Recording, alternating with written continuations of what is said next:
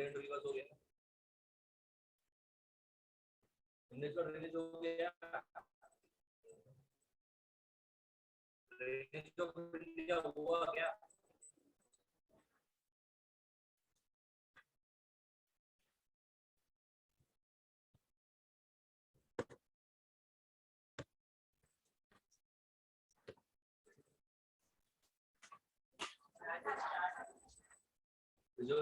Start कर देखा तुम लोग ने, सब लोगों ने ऑनलाइन में जो बैठे उन लोग?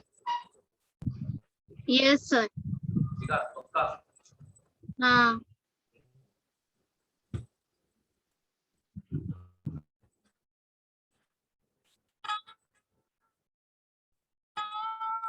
बोलो थोड़ा। सर ना, क्या बोल रहे हो?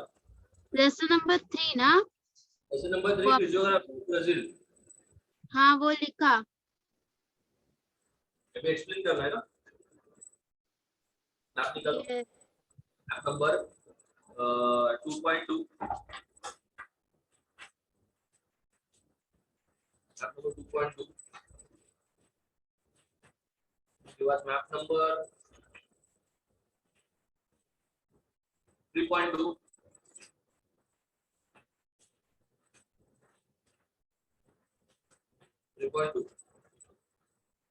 थोड़ा मास्क निकालो, नीचे करो मास्क, थोड़ा थोड़ा बराबर देखो, पूरा नीचे करो।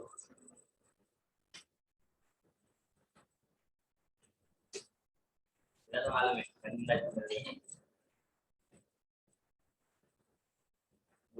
आमंत्रण दो राजवीर वाला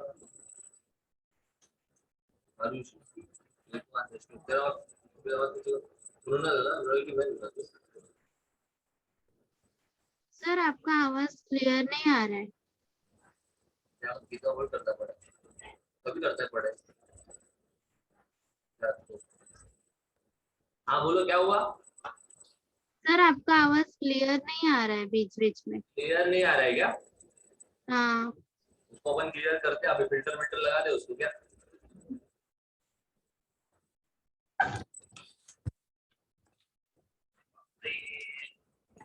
अभी आ रहा है क्लियर? Yes sir. चलो यार तुम लोग को आवाज क्लियर आ रहा है, क्या बात है। हाँ तो अब एक्सप्लेनेशन को स्टार्ट करते हैं। ठीक है, दैट इज ब्राजीलियन फिजियोग्राफी। कुछ डायग्राम्स मैंने ऑलरेडी निकाल के दिया है। सेकेंड इंपॉर्टेंट चीज मैंने आपको ये बोला था कि थोड़ा मैप्स पे ध्यान दो। मैप को एक्सप्लेन करते करते मैं सब पर्टिकुलर चीज को आपको एक्सप्लेन करूंगा। उसके अंदर भी ब्राजीलियन फिजियोग्राफी के अंदर कौन कौन सा पार्ट्स पढ़ना है ये भी मैंने ऑलरेडी बता दिया।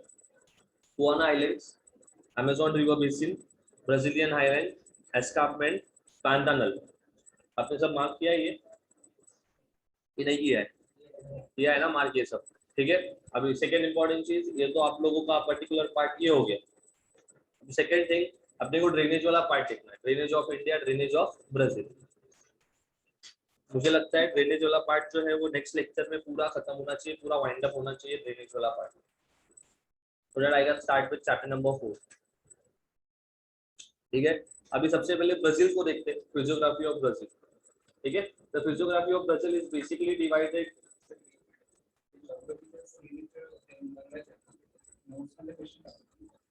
माझे नोट्स आहेत का? आयुषीला सांग की सर ने 1 2 3 सेकंड का जो नोट्स दिया है वो तुला पाठवा।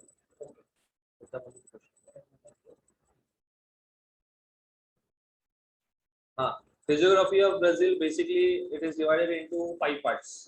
कितना पार्ट्स है? 5 पार्ट्स। हैंड रिटन नोट्स पे भी ध्यान दो। ठीक है, सबसे पहला द हाईलैंड्स है अपने पास। तो क्या है? हाईलैंड्स। सेकंड वन क्या है? The great. Third one the coastal region. Fourth one the plains and the fifth one is the islands. बराबर? ठीक है। दो हाईलैंड्स है, Guiana Highlands and Amazon sorry Guiana Highlands and Brazilian highland.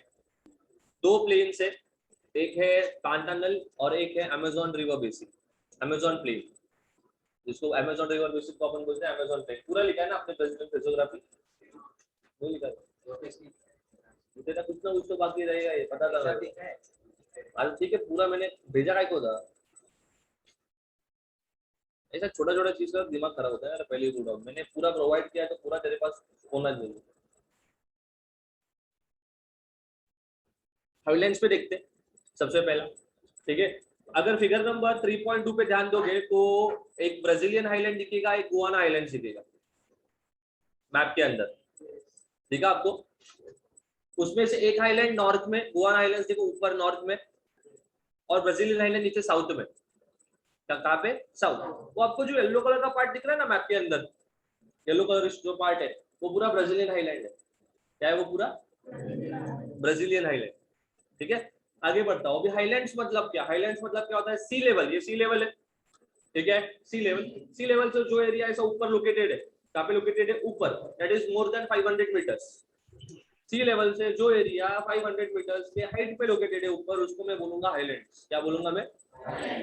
ज्यादा clear हुआ सबको? ठीक है। उसके बाद नोटबुक पे है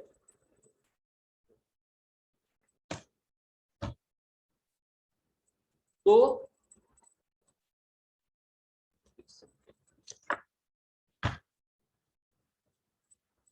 अपने पास दो टाइप का आइलैंड है, but first one is Guana islands and second one is Brazilian island.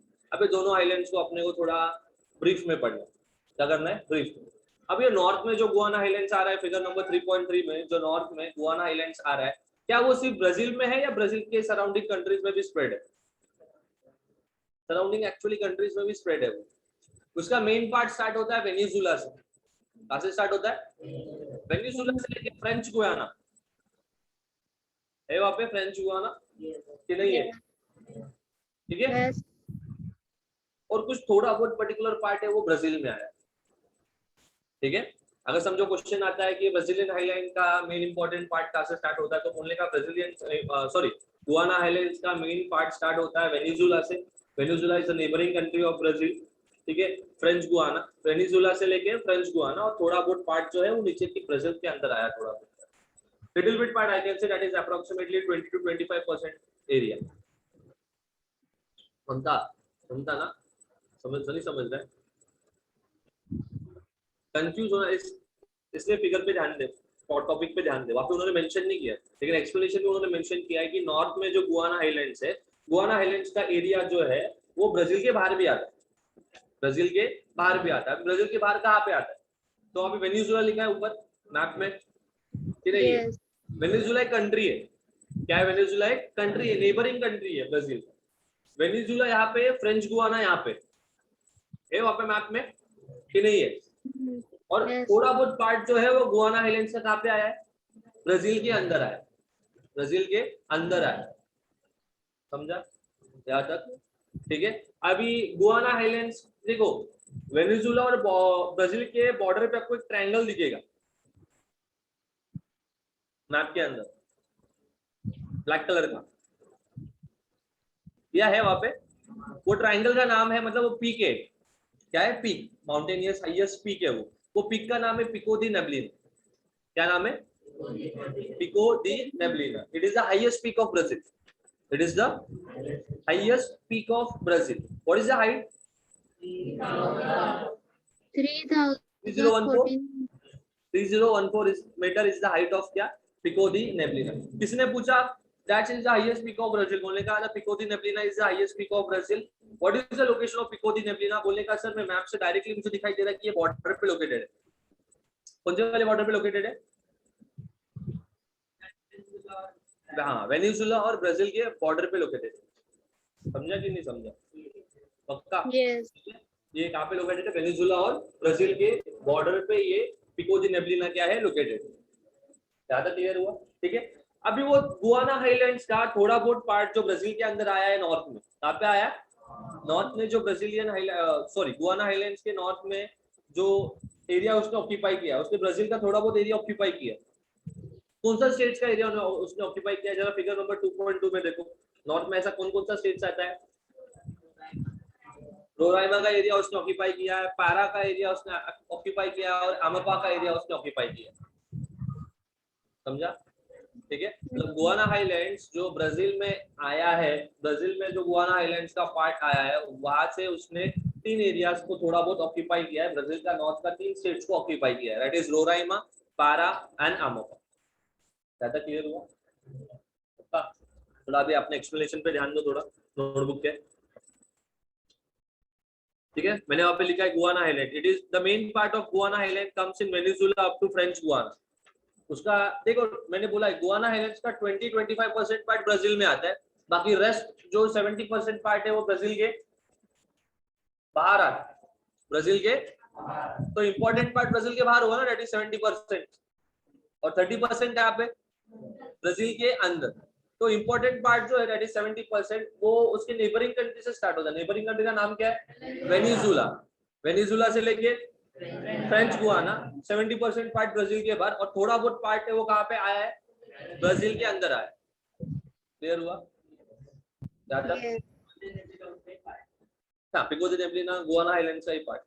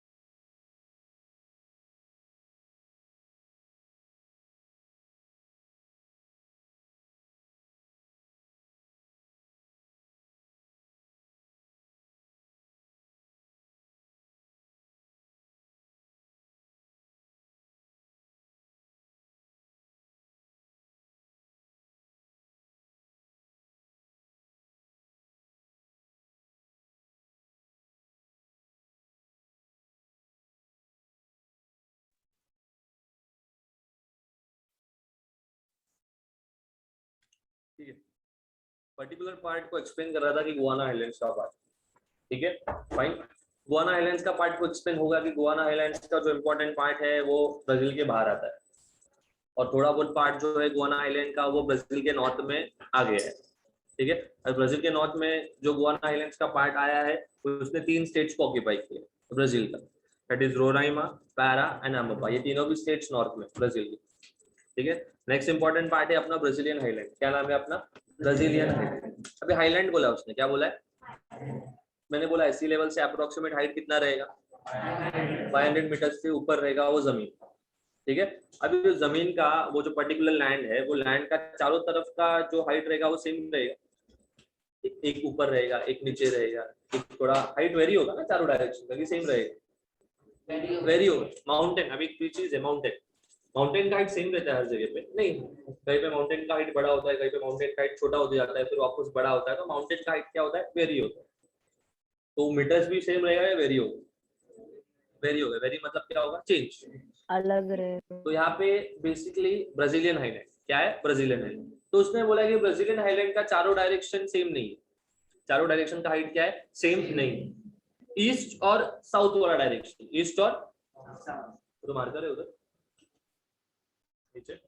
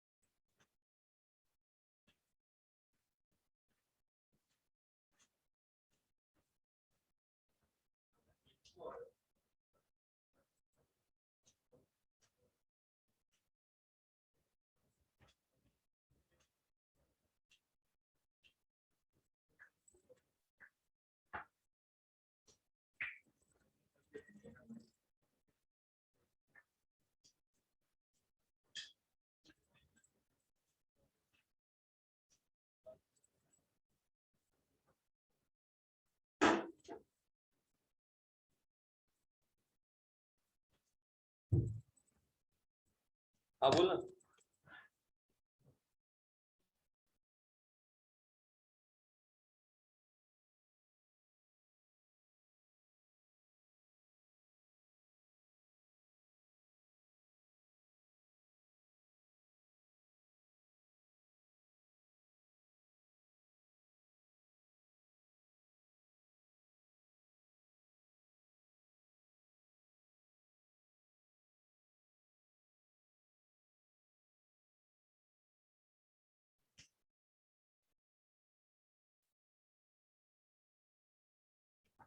अभी पर्टिकुलर मैंने निकाला ब्राजीलियन हाईलैंड का पॉइंट। क्या निकाला? ब्राजीलियन।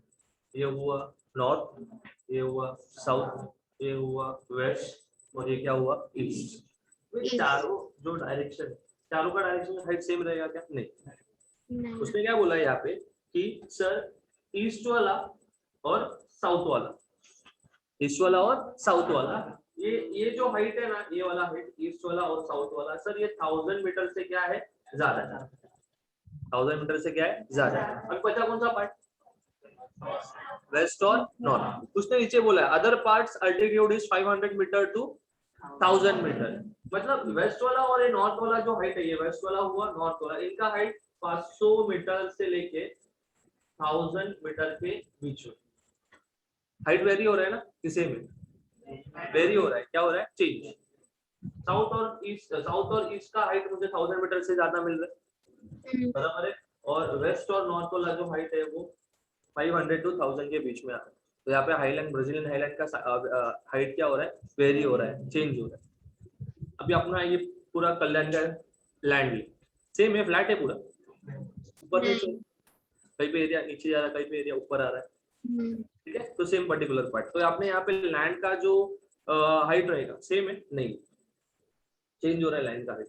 कहीं पे रोड का स्लोप नीचे की तरफ जा रहा है, कहीं पे रोड का स्लोप ऊपर की तरफ जा रहा है। तो यहाँ पे लैंड फ्लैट नहीं है पूरा, ठीक है। Now the southern part of Brazilian highland have a steep slope. Third point है ना, मैंने नोट्स पे ध्यान दिया, ठीक है। Southern part slope is not very steep, not very steep. मैंने आपको दो टाइप का स्लोप निकाल के बताया। ये फ्लैट लैंड है, क्या है? Flat land. ये ऐसा एक स्लोप रहेगा और एक ऐसा एक स्लोप रहेगा। दो टाइप का स्लोप है मेरे पास, बराबर है। ये वाला स्लोप है, इसको मैं क्या बोलेगा? जेंटल। और ये वाला जो स्लोप है उसको मैं क्या बोलेगा? स्टीप, बराबर, ठीक है। अरे माउंटेनियस एरिया, हाईलैंड वाला एरिया, आपने वो दोनों टाइप का स्लोप मिलेगा। कहीं पे मुझे स्टीप स्लोप मिलेगा, कहीं पे मुझे जेंटल स्लोप मिलेगा। कभी भी मैं माउंटेन के ऊपर चढ़ता हूँ, क्या मैं सब डायरेक्शन से नीचे उतर सकता हूँ? नहीं, मुझे ऐसा एक स्लोप ढूंढना पड़ता है जहां से मैं नीचे उतर पाऊँ। तो वो कौन सा स्लोप होता है? जेंटल। क्लियर हुआ? उसने क्या बोला है कि ब्राजीलियन हाईलैंड का सदर्न पार्ट स्टीप नहीं, स्टीप नहीं है तो क्या है वो? जेंटल। जेंटल है। दो ही टाइप का स्लोप है, स्टीप नहीं है तो जेंटल, जेंटल नहीं है तो स्टीप। क्लियर है? ठीक है। मुझे बताओ स्पीड का पे ज्यादा रहेगा, जेंटल पे या स्टीप? स्टीप पे स्पीड क्या रहेगा? ज्यादा रहेगा। और जेंटल पे स्पीड क्या रहेगा? स्पीड रहेगा, लेकिन स्पीड क्या रहेगा? कम रहेगा। बिकॉज अपन सिर्फ दो ही स्लोप को कंपेयर कर रहे हैं, जेंटल को और स्टीप को। इधर आप समझा? ठीक है। उसके बाद the tributaries of Amazon river flow rapid and do more transportation and erosional work and rainfall, that is north का जो स्लोप है, मैंने अभी यहाँ पे मेंशन किया है। मैंने बोला है कि साउथ का स्लोप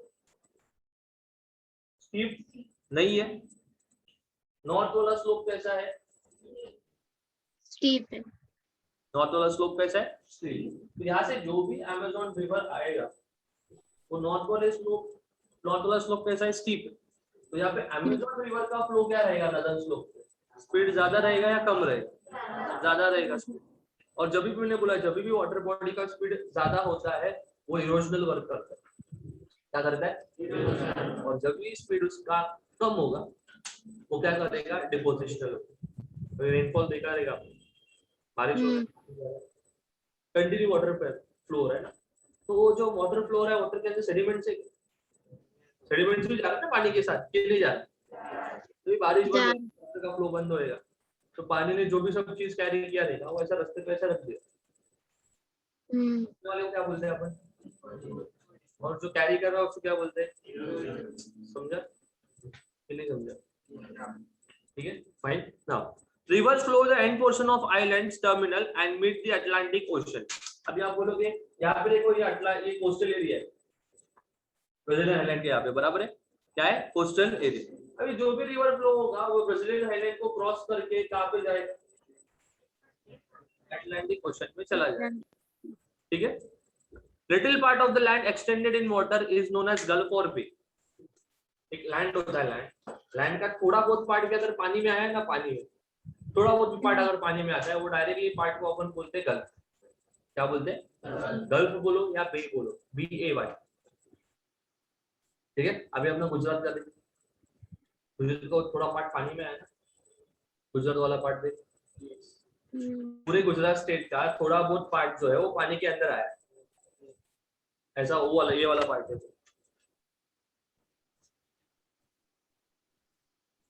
ये वाला पार्ट है क्या? कि नहीं है?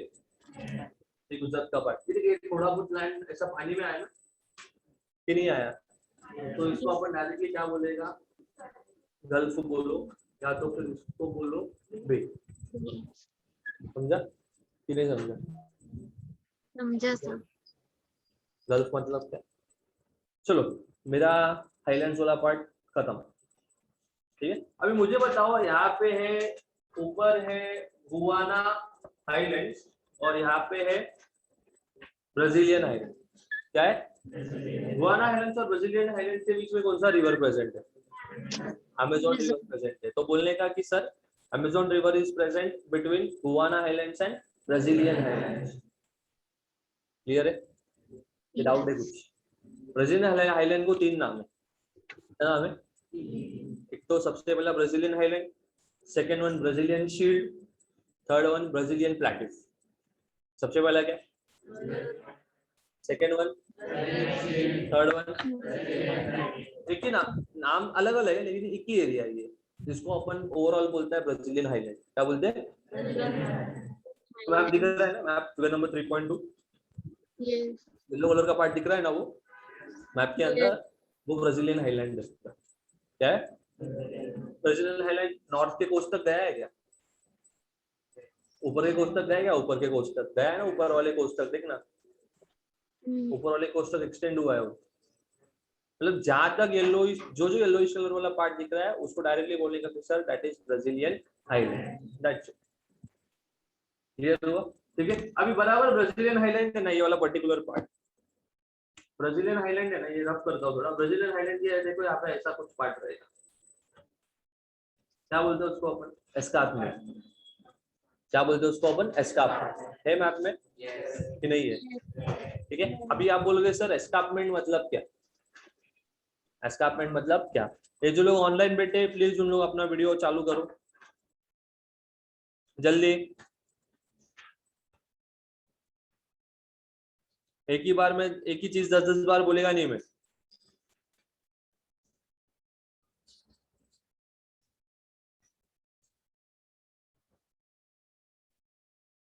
बोला हमेशा कि ध्यान होना चाहिए करके, और मैंने हर एक चीज बार जो भी लोग ऑनलाइन सेशंस में वीडियो चालू ही होना चाहिए तुम्हारा।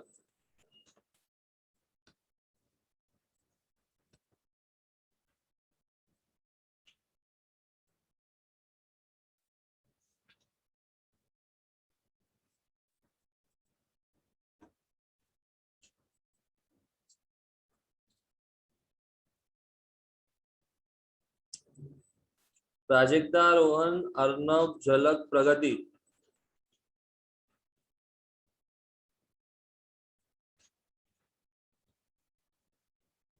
एक सेकेंड,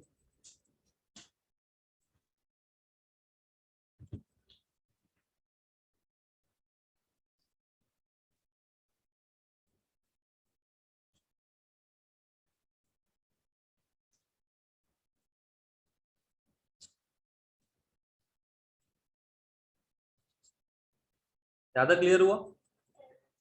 अभी एस्कार्पमेंट, आपने यहाँ पे ऐसा वेस्टर्न घाट था और आपने यहाँ पे क्या था, ऐसा ईस्टर्न घाट।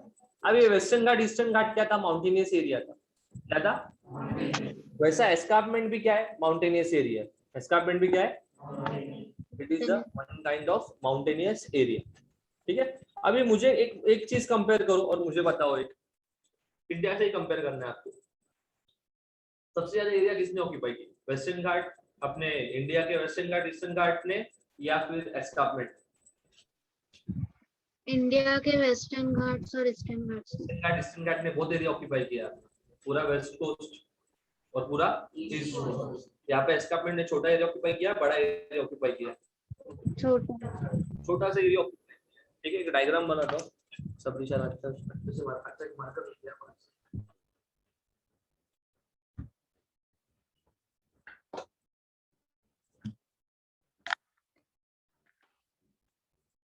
नोट्स को प्रॉपर मेंटेन करना है, ये जो नोट्स मैंने दिया है थोड़ा प्रॉपरली है, प्रॉपर हैंडराइटिंग में मेंटेन करो, डायग्राम जहाँ पे मैंने निकाला है डायग्राम निकालो, सिस्टमैटिकली सब चाहिए, प्रॉपर चाहिए, बिकॉज एट द एंड जब भी आप पढ़ने जाओगे या जब भी बोर्ड्स के टाइम आप रिवीजन करोगे या मेरा रिवीजन सेशन रहेगा, मैं इसके अंदर से लूंगा। मैं आज तक कभी टेक्स्ट बुक को देखा नहीं, बिकॉज टेक्स्ट बुक में पार्ट्स, जो टेक्स्ट बुक में पार्ट है वही नोट्स के अंदर, समझ जाओ, टेक्स्ट बुक का दूसरा रेप्लिका है। क्लियर है?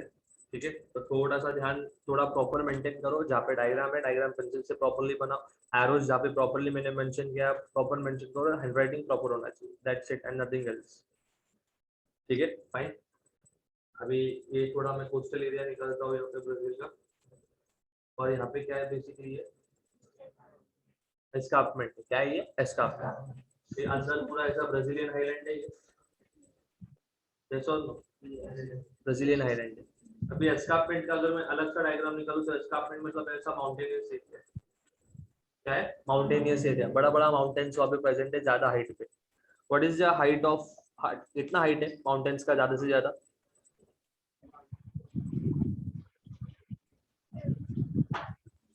कितना है, 790, कितना है, 190 लिखा दो,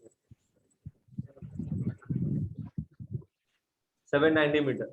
ये जो हाइट, ये जो माउंटेन्स का जो हाइट है वो है 790, बराबर। ठीक है, थोड़ा दिमाग लगाओ, ज्यादा कुछ नहीं। जैसे मॉनसून विंड्स अंदर की तरफ आएगा, monsoon winds Atlantic, monsoon winds मतलब जो विंड्स बारिश लेके आता है, जो विंड्स बारिश लेके आता है उसको अपन बोलते हैं मॉनसून विंड्स। क्या बोलते हैं उसको?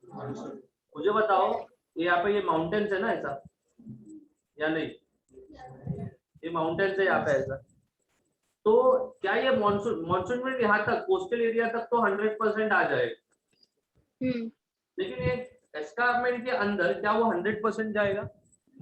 नहीं जाएगा, नहीं जाए 40-50% जाएगा। बिकॉज एक अगर मैं स्ट्रक्चरल व्यू बताऊं फ्लैट पेपर पे, तो ये मेरा एस्कार्पमेंट है, ये क्या है मेरा escarpment. The height of escarpment is 790 meter. Escarpment के पीछे मतलब एस्कार्पमेंट के पीछे क्या है? Brazilian highland. क्या है? और ब्राजीलियन हाईलैंड का भी हाइट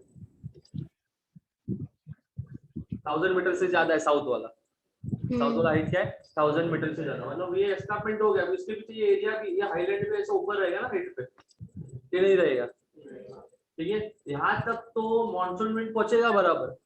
अंदर की तरफ मॉनसून विंड से कितना परसेंट जा रहा है? 40% जा रहा है। कितना परसेंट जा रहा है? बारिश कहाँ पे ज्यादा रहेगा? एस्कार्पमेंट के बाहर क्या एस्कार्पमेंट के अंदर? एस्कार्पमेंट के बाहर वहाँ पे पर्टिकुलरली रेनफॉल क्या रहेगा? ज्यादा रहेगा। ज्यादा रहेगा, बराबर ना? रेनफॉल क्या रहेगा? ज्यादा, और अंदर वाले पार्ट में रेनफॉल क्या रहेगा? कम। मतलब बट ब्राजीलियन हाईलैंड में amount of rainfall will be less. तो अंदर वाला जो एरिया है जहाँ पे अमाउंट ऑफ रेनफॉल कम है, वो वाले एरिया को मैं बोलता हूँ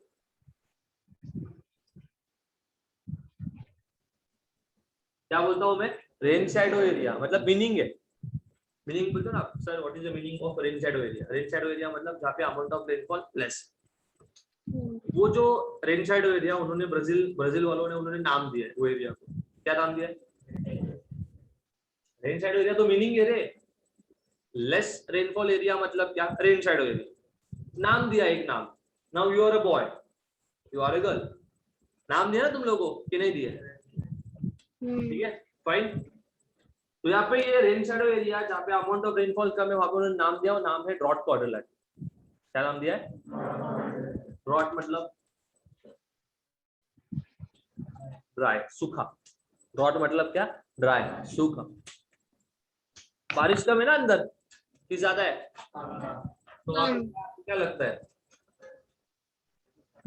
सूखा ही रहेगा, एग्रीकल्चर वगैरह। बिकॉज मैंने फ्लैट व्यू पे अगर मैंने डायग्राम में दिखाला तो ये एस्कार्पमेंट है, एस्कार्पमेंट के पीछे क्या है? ब्राजीलियन हाईलैंड है। पर ब्राजीलियन हाईलैंड भी ज्यादा हाइट पे लोकेटेड है। कितना हाइट पे लोकेटेड है? More than 1000 meter, more than 1000 meter. और एस्कार्पमेंट की हाइट क्या है?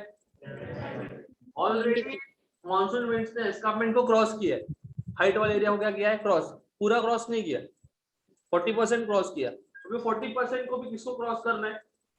ब्राजीलियन हाईलैंड को क्रॉस करना है। और ब्राजीलियन हाईलैंड के ऊपर इतना बारिश नहीं आएगा बिकॉज ब्राजीलियन हाईलैंड भी पूरा हाइट पे लोकेटेड। क्लियर हुआ? दिमाग लगा, समझा? ठीक है, तो ये दो पार्ट मैंने एक्सप्लेन किया, highlands and escarpment. Highlands and escarpment का मेन पार्ट कहाँ से स्टार्ट होता है? नोट्स में लिखा है मैंने मेरे वाले, सौ पॉलो से। देखो थोड़ा बराबर देखो और मुझे बताओ। Sao Paulo to Porto Alegre. Porto Alegre, Porto Alegre. Sao Paulo is a state. Sao Paulo क्या है? स्टेट है। फिगर नंबर 2.2 में साओ पाउलो स्टेट दिख रहा है, देखो मुझे बताओ। साओ पाउलो साउथ में रहेगा नीचे है। Sao Paulo, Sao Paulo state है। और पोर्टो एलिग्रे, पोर्टो एलिग्रे कौन से स्टेट में आता है? पोर्टो एलिग्रे तो सिटी है, लेकिन वो कौन से स्टेट में आता है? रियो ग्रैंड डो सुल। लिख के दिया ना मैंने, क्या है? रियो ग्रैंड डो सुल। मतलब साओ पाउलो से लेके Rio Grande do Sul. Figure number 2.2 Sao Paulo दिखा?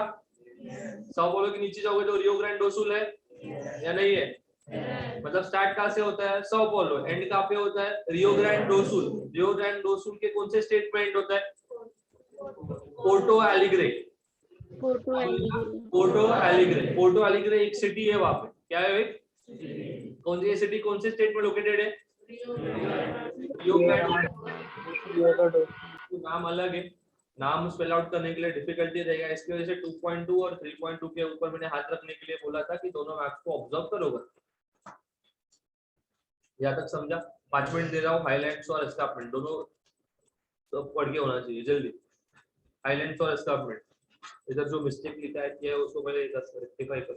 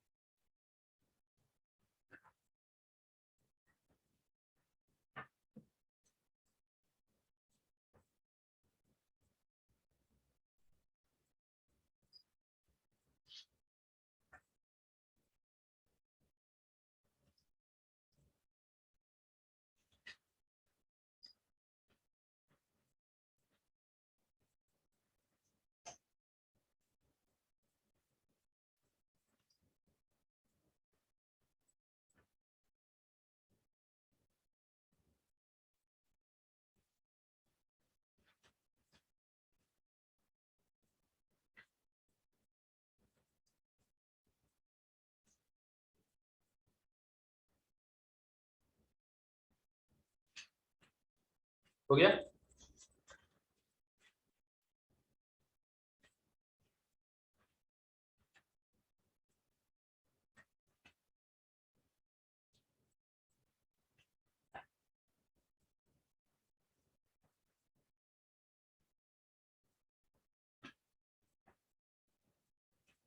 डाउट रहेगा दोनों में, हाईलाइट में या एस्कार्पमेंट में, तो अभी पूछो मैं।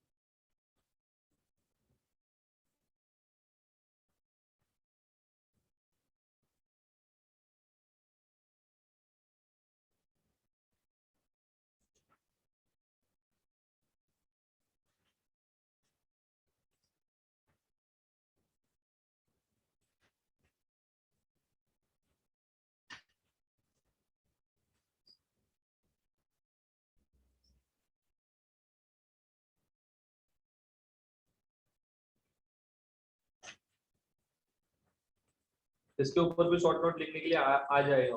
Short note is important.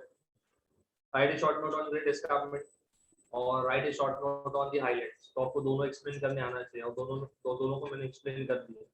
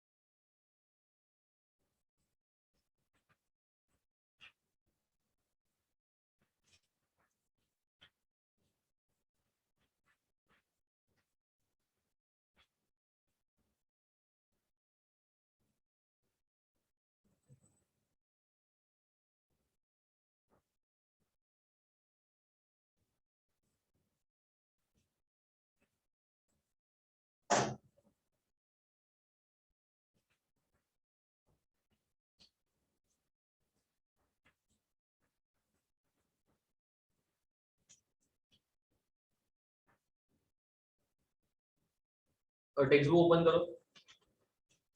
Text book open करने के बाद आप लोगों को दिखेगा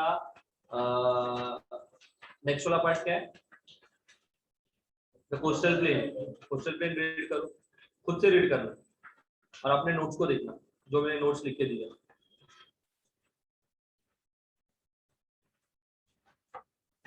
ऑनलाइन वाला तुम्हारा नोट्स कंप्लीट है क्या, जो ग्रुप में आपको रिसीव हुआ था? Yes sir. सब लोगों का? Yes sir. ठीक है, क्या हुआ?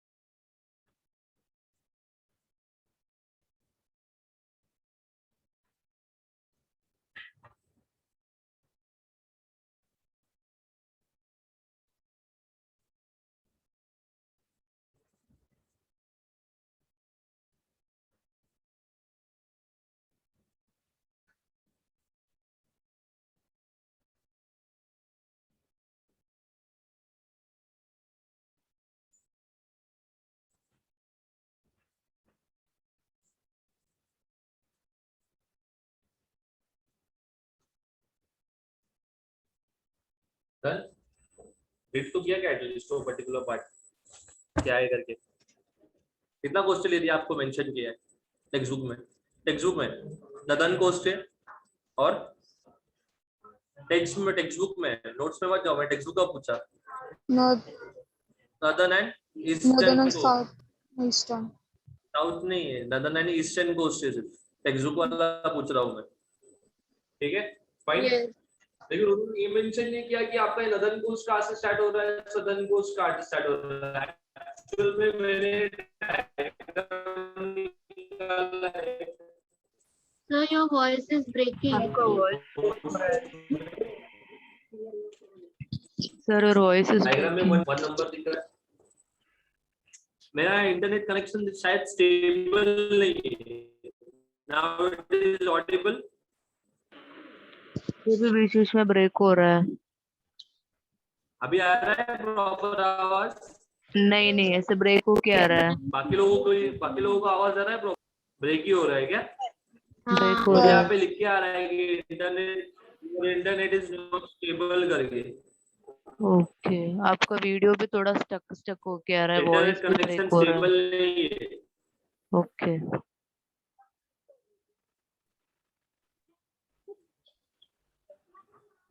एक सेकेंड। अभी क्लियर है? यस हाँ Yes, sir. ठीक है चलेगा। तो मैंने नोट्स में आपका जो डायग्राम दिया था मेरे नोट्स में, वहाँ पे 1 नंबर लिखा है। 1 नंबर पे कौन सा स्टेट का नाम डाला है मैंने? आमोपा दिया है। क्या दिया है? आमोपा स्टार्ट किया है बराबर। उसके बाद सेकंड इंपॉर्टेंट चीज जो है, सेकंड इंपॉर्टेंट पार्ट जो है, सेकंड पे कौन सा स्टेट है आपका? Rio Grande do Norte, Rio Grande do Norte. ठीक है 1 2 हुआ। वो 3 वाले पे देखो मैंने एलिगोस लिखा है। क्या लिखा है? उसको कट करो, सिर्फ ज्यादा कुछ कट, 3 नंबर को कट करो और एलिगोस को भी कट करो।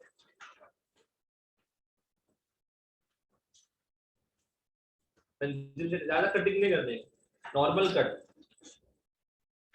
4 पे क्या है? रियो ग्रैंड डो सुल। अब वो 4 को 3 करो, 4 को 3 कर दो तो क्या मतलब 1 से 2 जो है ना, एमएफ पास से लेके रियो ग्रैंड डो नॉट, वो नदन कोस्ट है। क्या है वो? और 2 से 3 वाला, अभी आपने जो 4 को 3 किया ना, 2 पे क्या है? Rio Grande do not. 3 पे क्या है? रियो ग्रैंड डो सुल। मतलब 2 से 3 कौन सा हुआ? Southern coast. कौन सा कोस्ट हुआ? ये मैं टेक्स्ट बुक में आपको जो दिया है वो, लेकिन मैंने पर्टिकुलरली मैं जो देख रहा हूँ तो मेरे को 3 कोस्ट मिलता है। एक तो ये जो ऊपर वाला जो है वो नदर्न कोस्ट हुआ, ऐसा नीचे वाला थोड़ा सा ऐसा है वो ईस्टर्न कोस्ट हुआ, और उसके बाद नीचे वाला ऐसा है वो सदर्न कोस्ट हुआ। लेकिन टेक्स्ट बुक में सिर्फ 2 ही कोस्ट बोला है, that is northern coast and eastern coast. तो we have to go with textbook. Textbook के हिसाब से जाना पड़ेगा। ठीक है 1 से 2 क्या है? Northern coast. सदर्न कोस्ट मतलब नॉर्थ अटलांटिक ओशन, यस और नो? ठीक है सदर्न कोस्ट कहां से? 2 से 3। ठीक है that you can also called as Atlantic ocean या साउथ अटलांटिक ओशन, आप बोल सकते हो, कोई इशू नहीं है। ठीक है स्टेट का नाम याद रखो। नदर्न कोस्ट कौन से स्टेट से स्टार्ट होता है? आमापा। नदर्न कोस्ट एंड का आप कौन से स्टेट में होता है? Rio Grande do Norte. फिर ईस्टर्न कोस्ट कहां से स्टार्ट होता है? सॉरी ईस्टर्न की सदर्न। सदर्न कोस्ट कहां से स्टार्ट होता है? रियो ग्रैंड डो नॉट से स्टार्ट होता है। सदर्न कोस्ट एंड कहां पे होता है? Rio Grande do Sul. That's it बराबर। नदर्न कोस्ट पे जाओ थोड़ा 1 से 2, और वो 1 से 2 को जरा डायग्राम में लेके आपके फिगर में लेके जाओ, फिगर नंबर 2.2 में, सॉरी फिगर नंबर 3.2 में। मुझे बताओ नदर्न कोस्ट में मराजो आइलैंड आ रहा है क्या कि नहीं आ रहा है? आ रहा है? Yes. मराजो आइलैंड के आगे जाओ, साओ मैरकोस बे, साओ मैरकोस। और मैंने बोला था बे को अपन गल्फ भी बोल सकते हैं। बे को क्या बोल सकते हैं अपन? गल्फ। तो नदर्न कोस्ट में मुझे 2 चीज मिल रहा है। कौन कौन सा 2 चीजें? First one Marajo island, second one Sao Marcos bay. This 2 are located on northern coast. Northern coast मतलब नॉर्थ अटलांटिक ओशन। ज्यादा क्लियर हुआ? क्लियर हुआ? अब मुझे बताओ, मराजो आइलैंड कोस्ट से क्लोज है या कोस्ट से दूर है? बोल रहे कनेक्टेड है। कोस्ट से क्या है? तो जो भी आइलैंड कोस्ट से कनेक्टेड रहता है या कोस्ट, ये कोस्ट है, क्लोज कोस्ट के यहाँ पे क्लोज में होता है, तो आइलैंड को मैं बोलता हूँ कोस्टल आइलैंड। क्या बोलता हूँ मैं? और जो आइलैंड कोस्ट से, किनारे से 150-300 किलोमीटर के दूर डिस्टेंस पे लोकेटेड होता है, वो आइलैंड को मैं बोलता हूँ मराइन आइलैंड। क्या बोलता हूँ मैं? डिफरेंस समझा? कोस्टल आइलैंड, मराइन आइलैंड, कि नहीं समझा? ठीक है, Yes. कुछ देखते हैं। यहाँ पे एक आइलैंड है ऐसा, ये आइलैंड को मैं क्या बोलेगा? Coastal island, Coastal. बराबर। एक आइलैंड है यहाँ पे, क्या मराइन बोलते हैं आइलैंड। इसको? Marine marine island. आइलैंड। मतलब जो भी मराइन आइलैंड किसको बोलते हैं? जिसका डिस्टेंस 150 या 300 किलोमीटर से दूर रहेगा कोस्ट से, उसको मैं डायरेक्टली बोलेगा मराइन आइलैंड। और जो कोस्टल एरिया से ऐसा लग के रहता है या कनेक्टेड रहता है या क्लोज रहता है, उसको अपन बोलते हैं कोस्टल आइलैंड। तो मराजो आइलैंड कौन सा है? कोस्टल आइलैंड है या मराइन आइलैंड है? क्लियर हुआ? ठीक है, Yes. तो रिमेनिंग वाला पार्ट जो है वो नेक्स्ट लेक्चर में कंटिन्यू करेंगे। 2 पीडीएफ आपको रिसीव होगा आज, रिवर्स वाला, drainage of India, drainage of Brazil, map भी उसके अंदर है। मैप ये मैप्स का जो फोटो है उसके अंदर है, मैप्स का फोटो मत, लेकिन जो डायग्राम है वो डायग्राम निकालना पड़ेगा। ट्रिब्यूटरी डिस्ट्रीब्यूटरी का डायग्राम निकाला था आपने, वैसा कुछ भी डायग्राम से वो सब आपको Yes. वहाँ पे मेंशन करना है, because anyhow I have to end this chapter number 3 next lecture. काफी टाइम हुआ है, चैप्टर नंबर 3 चल रहा है, काफी बड़ा है, कंसेप्ट भी ज्यादा है, दैट्स व्हाई मैं इसलिए मैंने बोला चैप्टर नंबर 2 अगर आपका क्लियर होता है, चैप्टर नंबर 2 पूरा बेसिक है, चैप्टर नंबर 3 लेंदी, टाइम लगेगा। ओके फाइन, ठीक है, चलिए। ऑनलाइन वालों just wait for sir will come, sir आएंगे, you can off your videos तब तक। मैं सेशन को एंड कर रहा हूँ यहाँ से। Okay, sir. Thank you, sir.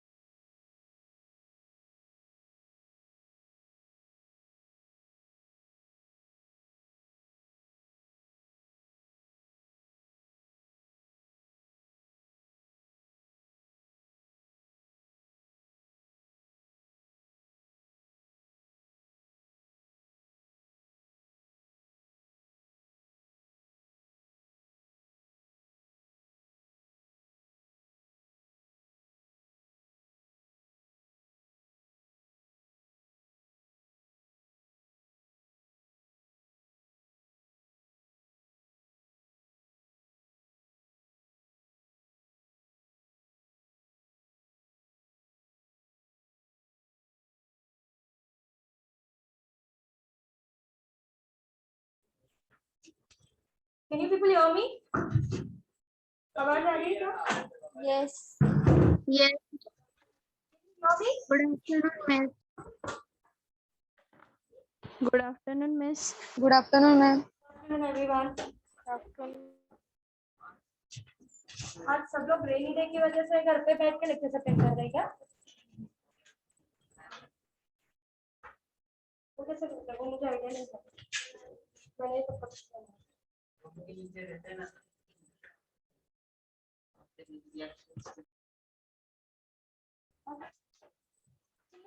चलो आज तो कोई आया ही नहीं है, सब फील हो रहा है। सब ऑनलाइन बैठे हैं क्या? क्या ना पता है मुझे तू ही नहीं, इधर सब बहुत सारे लोग हैं। मैं जो नहीं आया था मैं उनकी बात कर दूंगा दो। ठीक है, लेट्स स्टार्ट। क्या सब क्या था लेक्चर याद नहीं है।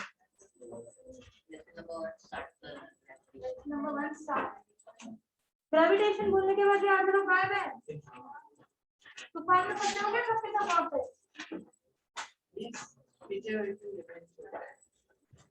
बैठो।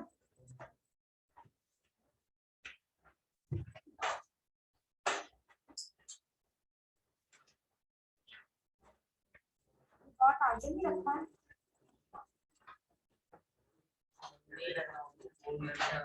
आवाज नहीं जाता है। बोर्ड नहीं दिखता है।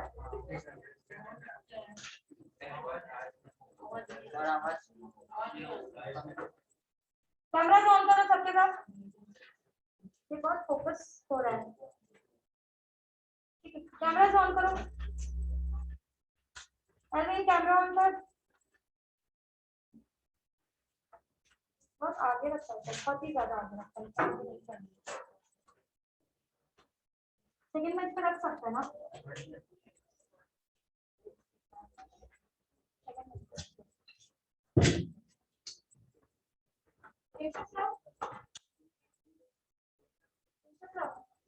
सेकंड मैच पे शिफ्ट किया।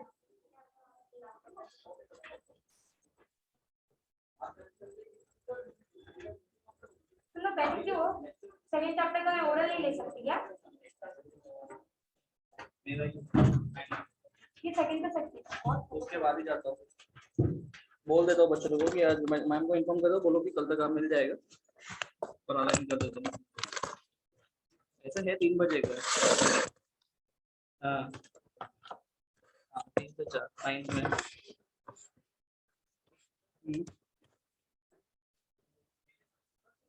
उधर चला जाऊंगा।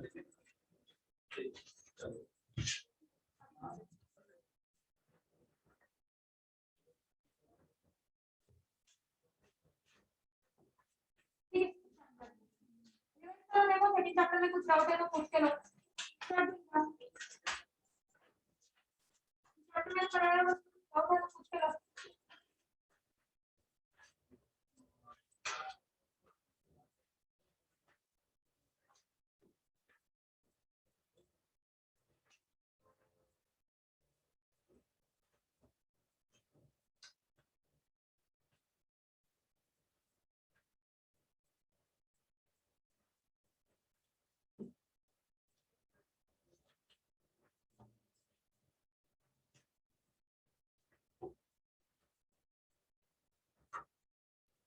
ऑनलाइन पीपल आप लोग के लिए भी वही इंस्ट्रक्शन है जो ऑफलाइन लोगों के लिए। देखो सेकंड चैप्टर में कोई डाउट है तो पूछ के लो। Okay, miss.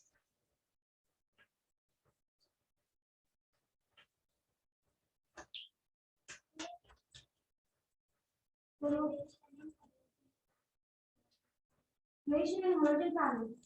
उसने कुछ नहीं बोला, उन्होंने क्या बोला है कि there is an halogen family which is represented by chlorine, bromine, iodine and so on. Correct? So chlorine is represented by Cl2, bromine is represented by Br2 and so on. Say we are giving a general formula. Normally हम लोग generally क्या बोलते हैं x b का, तो वैसे उनको हमने general formula दे दिया capital X.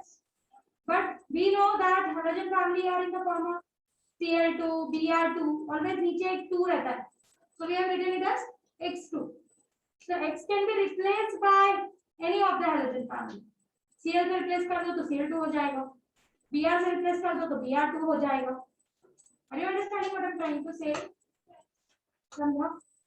नेक्स्ट इज फिर उनका स्टेज बताया है कि कौन सा हाइड्रोजन फैमिली का क्या स्टेट है, मतलब कौन सा लिक्विड में रहता है, कौन सा गैसियस में रहता है और कौन सा सॉलिड में रहता है, जिसमें iodine is only the one जो सॉलिड स्टेट में बेसिकली रहता है। समझ में आया?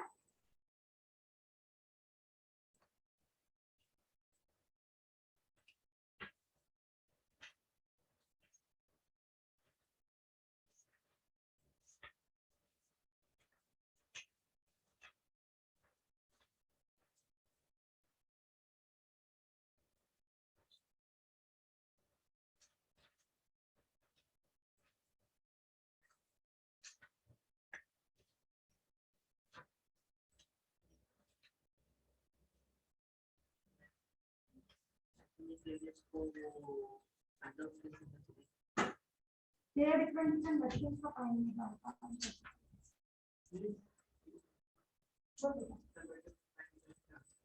Subatomic particles मतलब particles के अंदर जो एटम के अंदर जो particles बना रहे हैं, इलेक्ट्रॉन, bosons, quark और बहुत सारे mesons, micromesons, pi mesons, बहुत सारे। उनका क्या हुआ? प्रोटॉन न्यूट्रॉन बनाना। हाँ, जब आपका न्यूट्रॉन टूट जाता है तो देयर आर डिफरेंट मटेरियल्स जिससे आपका न्यूट्रॉन बना हुआ होता है। वही हमारे और भी सबएटॉमिक पार्टिकल्स हैं जो कि न्यूक्लियस के अंदर रहते हैं। समझना?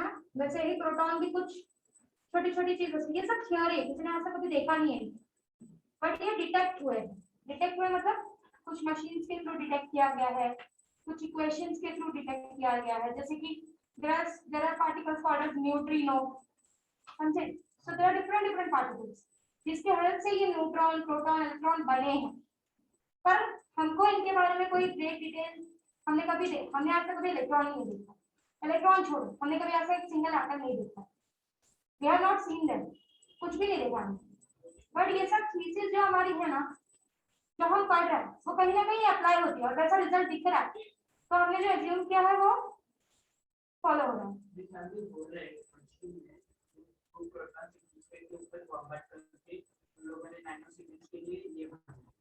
हेड्रॉन कोलाइडर, तो हम हेड्रॉन कोलाइडर करते हैं, वहां पे कोलिशन करके ट्राई कर रहे हैं कि we can have large amount of energy.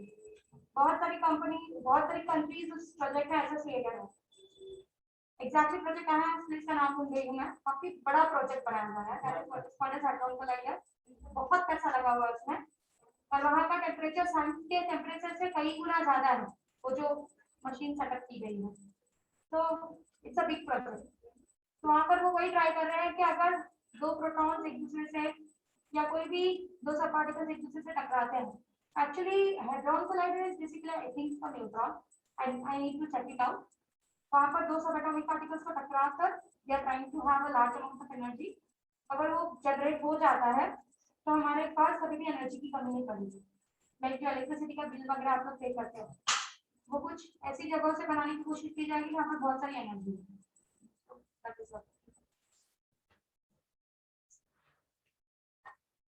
बात होगी कभी क्या मुझे जल्दी लगी। ठीक है, कोई बात नहीं। और कुछ है तो पूछ लो। इसका नाम उन्होंने डिटेक्ट, एक मिनट मेरे बॉडी माफ करके पूछिए।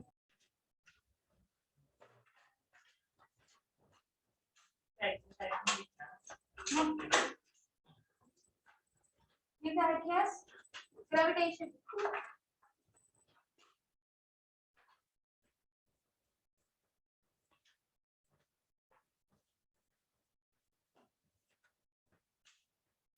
This chapter is part of a physics. तो पहले जो पढ़ा था केमिस्ट्री था, करंट इलेक्ट्रिसिटी जो पढ़ रहे हैं वो भी फिजिक्स का पार्ट है। हो गया वो, तो वही हम, ठीक है।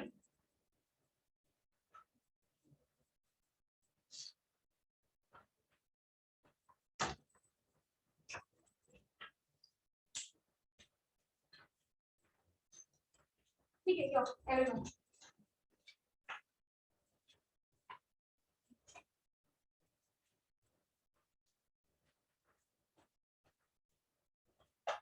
Okay, here let's start with one of the famous story of Newton, which you are very much known. मतलब बहुत ऐसी स्टोरी है कि सबको पता क्या हुआ है, क्या एग्जैक्टली हुआ। थोड़ा सा डिटेल में बताती हूँ एग्जैक्टली हुआ क्या। One of our professor told us. The professor is basically from that professor was basically from ISRO, that is Indian Space Research Organization. उन्होंने हमको ये स्टोरी बताई तो मुझे नहीं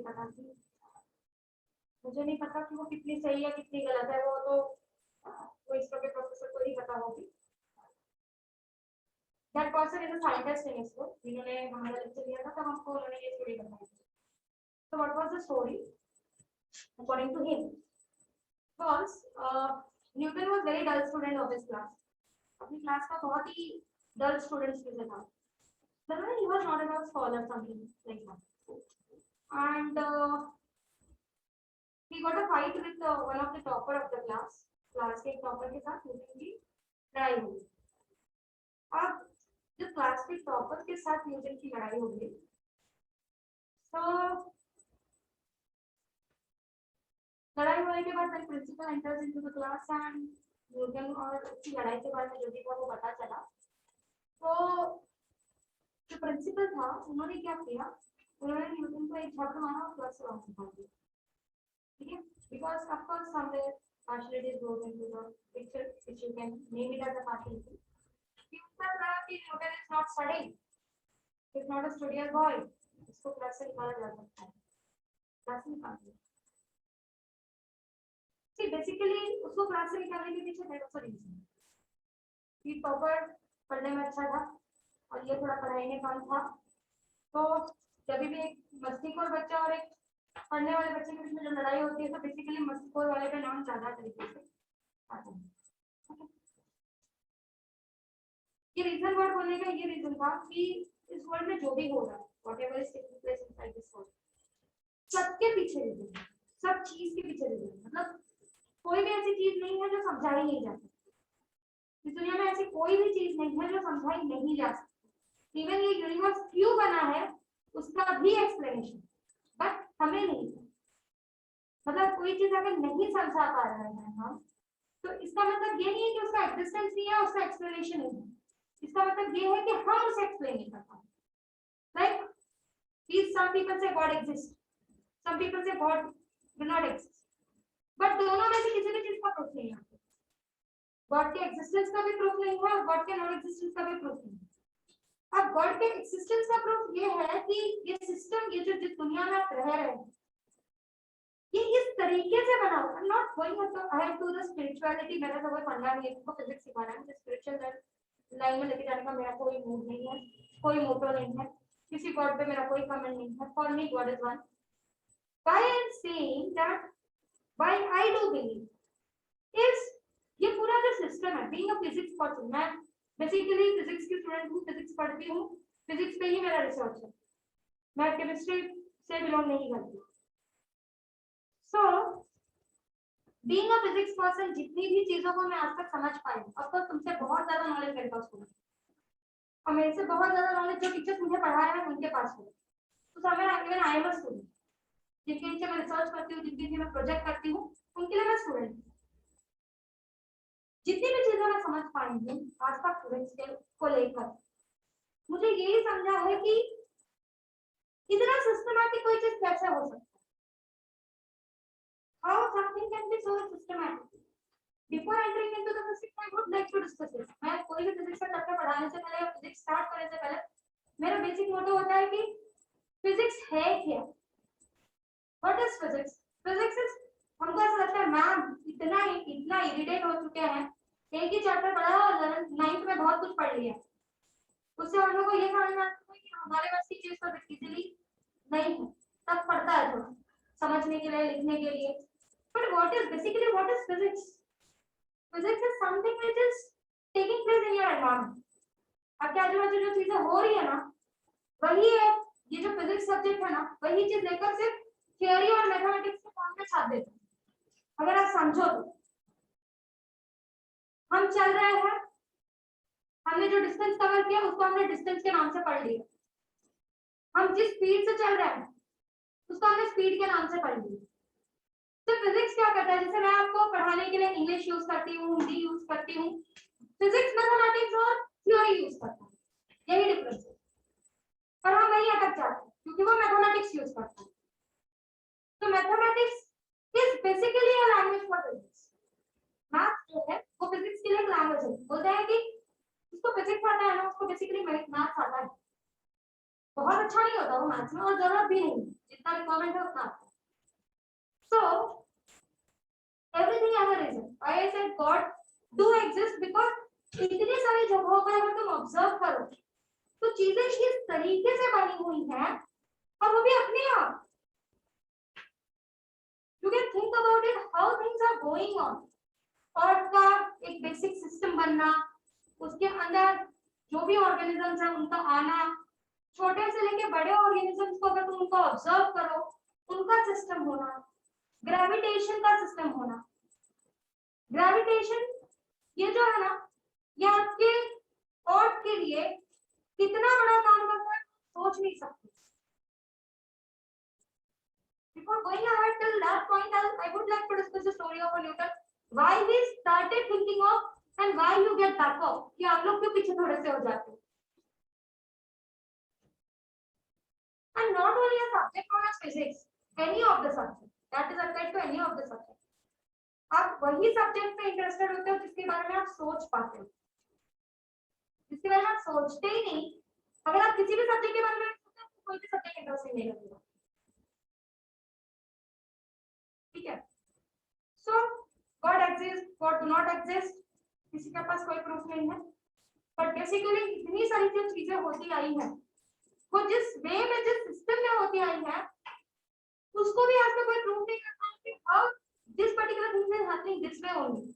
और उन्हीं सारी चीजों को एक्सप्लेन करने में ये सब्जेक्ट फिजिक्स डेवलप हुआ है, जो कि आज तक एक बेसिक फिजिक्स भी पूरी सारी चीजों को एक्सप्लेन नहीं करता क्योंकि वो हर चीज एक्सप्लेन कर ही नहीं सकता। तो ये जो सब्जेक्ट डेवलप हुआ है ना फिजिक्स, ये यही सारी चीजों को लेकर हुआ है। आजू बाजू जो चीजें हो रही है उनको बस वो मैथमेटिक्स और थ्योरी फॉर्म में रिप्रेजेंट कर देते हैं। गॉड को रिप्रेजेंट नहीं कर पाया तो भी सम पीपल साइंटिफिक पीपल से गॉड डू नॉट एग्जिस्ट।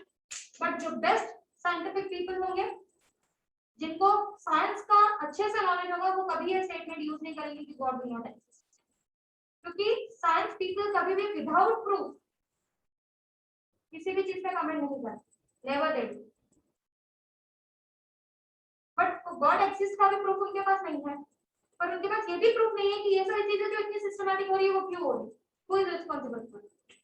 ठीक है, let's talk that spiritual topic over there. Now let's come to the Newton story. तो क्लास से बाहर निकाल दिया, बेसिकली हमको क्लास से बाहर निकाल दिया, हमारा दिमाग खराब हो जाता है। किसी का भी हो जाएगा, या क्लास के सामने तो तुम हो रहा है झगड़ा तो दोनों को मारो, दोनों को निकाल दो। पर मुझे बेसिकली क्लास से बाहर निकाल दिया, हम क्या करते हैं यहाँ वाली बातें सोचते हैं ये प्रोफेसर बाहर नहीं है, इसको बताएंगे। अगर तू प्रोफेसर नहीं होता या तू प्रिंसिपल नहीं होता तब मैं बता दूंगी। ठीक है, चलो कोई बात नहीं। ये कहते हैं अपना दिमाग में कुछ चालू होता है। वैसे ही जब न्यूटन बाहर गया, ओल्ड स्टोरी, क्योंकि पेड़ के नीचे खड़ा था, भाई हमारे तो क्लास के पीछे निकाल देते थे तो हम तो यहाँ टाइम पास करते थे, पेड़ के नीचे तो नहीं जाने का मौका मिला। जब वो पेड़ के नीचे जाके खड़ा हुआ उसने सर पे एप्पल दिया, ओल्ड स्टोरी। मैं बेसिकली होती तो मैं खा लेती और उसने कुछ और सोचना स्टार्ट किया। पर बच्चे जो उसने सोचना स्टार्ट किया ना, that was something very interesting. Let's take example, उसका खुद का फाइट, मेरा किसी से झगड़ा हो रहा है, ठीक है, मैंने उस पर्सन को पकड़ा और मैं चाहती हूँ कि मैं उस पर्सन को अपनी तरफ खींचूं। मैं चाहती हूँ, वो पर्सन भागना चाहता है, मैं चाहती हूँ उस पर्सन को पकड़ कर मैं अपनी तरफ खींचूं, तो मुझे कौन सा डायरेक्शन में लगाना पड़ेगा, मेरी तरफ। उस पर्सन को पकड़कर मुझे अपनी तरफ खींचना है। वो पर्सन मेरी तरफ तभी खींचा चला आएगा जब मैं उसको ये डायरेक्शन में फोर्स लगा दूं। This is how it goes. कुछ अलग बोल रही हो तो बोलो, मार पिटाई तो की है जिंदगी में और कुछ किया हो भाई बहन के साथ ही की है, तो तुम्हारा मन करता होगा उसको उठा के यहाँ से यहाँ पटक दो तो फोर्स भी उसी डायरेक्शन में लगाते हो ना, अपने आप थोड़ी साउथ इंडियन मूवी चल रही है, पैर रख के और वो थोड़ा तुमको लगाना पड़ता है ना उस डायरेक्शन में फोर्स, आएगा ना? Yes. Yes. तो मतलब फोर्स जिस डायरेक्शन, मुझे जिस भी चीज को जिस डायरेक्शन में खींचना है, मेरा फोर्स उस डायरेक्शन में होना चाहिए।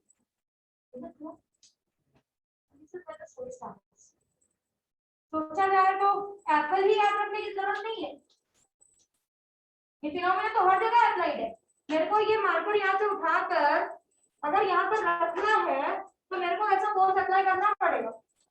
मैं चाहती हूँ कि ये मार्कर मेरे पास आ जाए, इसको मेरे को अपनी तरफ खींचना पड़ेगा, मानते हो ना?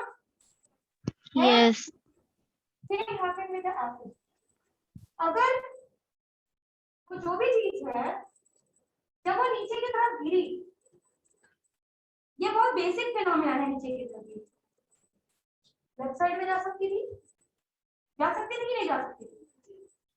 राइट साइड में जा सकती। तब हमको फोर्स कुछ पता नहीं था,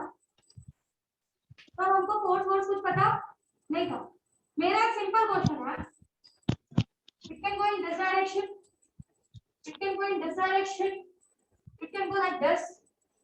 ऊपर भी जा सकती है भाई, नीचे से क्यों प्यार है? ऊपर चले जा, स्पेस में चले जा तू, है कि नहीं? अभी अपने पास कोई करने को क्या सूझा कि मैम अगर ये नीचे की तरफ से खींचा चला आ रहा है, मतलब जब मुझे उस पर्सन को अपनी तरफ खींचना था तो मैं फोर्स लगा रही थी अपनी तरफ। अगर ये यहाँ पर बार नीचे की तरफ आ रहा है, मतलब यहाँ पर कुछ तो है जो इसको अपनी तरफ खींच रहा है। This is where thinking starts. कुछ को गलत बोला है? No. This is how he started. कि बेसिकली जब ये पेन यहाँ पर पड़ा है और मैं इसको ऐसा ड्रॉप कर रही हूँ,